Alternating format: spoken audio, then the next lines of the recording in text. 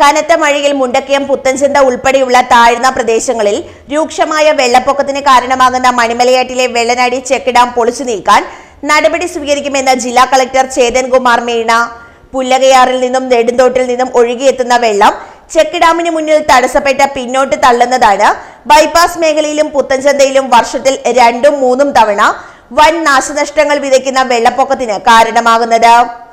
പ്രദേശവാസികളുടെ നാളുകളായുള്ള ഈ ദുരിതത്തിന് പരിഹാരം കാണണമെന്ന് ആവശ്യപ്പെട്ട് ഗ്രാമപഞ്ചായത്ത് പ്രസിഡന്റ് സൂസമ്മ മാത്യുവിന്റെയും വാർഡ് മെമ്പർ ബെന്നി നെയ്യൂരിന്റെയും നേതൃത്വത്തിൽ ആവശ്യം ഉന്നയിച്ചതിനെ തുടർന്ന് കളക്ടർ സ്ഥലം സന്ദർശിക്കുകയും സാഹചര്യം നേരിട്ട് ബോധ്യപ്പെടുകയുമായിരുന്നു.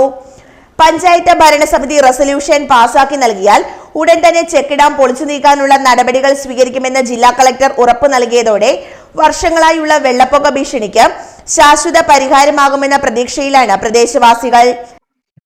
നമ്മുടെ പ്രദേശത്തെ ഈ കഴിഞ്ഞ ദിവസത്തെ വെള്ളപ്പൊക്കത്തിനനുസരിച്ച് നമ്മുടെ വട സ്കൂളില് 54 പേരെ ഇവിടെ പാർപ്പിച്ചിട്ടുണ്ട്. കളക്ടർ ഇവിടെ വന്നിരുന്നു. അപ്പോൾ മെയിൻ പ്രശ്നം നമുക്ക് എല്ലാ വർഷവും ഇങ്ങനെ വെള്ളം കയറിക്കൊണ്ടിരിക്കുകയാണ്.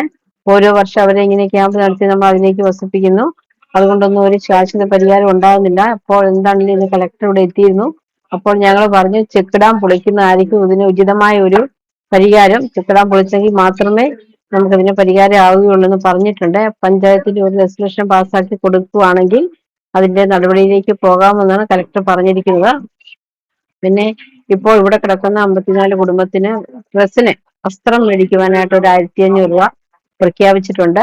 ഉടനെ അവർക്കത് കൊടുക്കുന്നതായിരിക്കും. അങ്ങനെ കളക്ടർ വന്ന് എല്ലാം നമ്മുടെ ചെക്ക് ഡാമിന്റെ റോഡും ബൈപ്പാസിന്റെ ഭാഗത്തെല്ലാം നമ്മൾ പോയി ബൈപ്പാസിൽ പോയി ചെക്ക് ഡാം എല്ലാം ഞങ്ങൾ കാണിച്ചു കൊടുത്തു. അതെല്ലാം കണ്ടു. അന്നേരം തന്നെ വിളിച്ചിട്ടുണ്ട്, ഉത്തരവാദിത്തപ്പെട്ടവരെല്ലാം വിളിച്ചിട്ടുണ്ട്, കാര്യങ്ങൾ പറഞ്ഞിട്ടുണ്ട്. ഇനിയിപ്പോ പഞ്ചായത്ത് ഒരു റെസല്യൂഷൻ പാസ്സാക്കി കൊടുക്കുവാനാണ് കളക്ടർ പറഞ്ഞിരിക്കുന്നത്.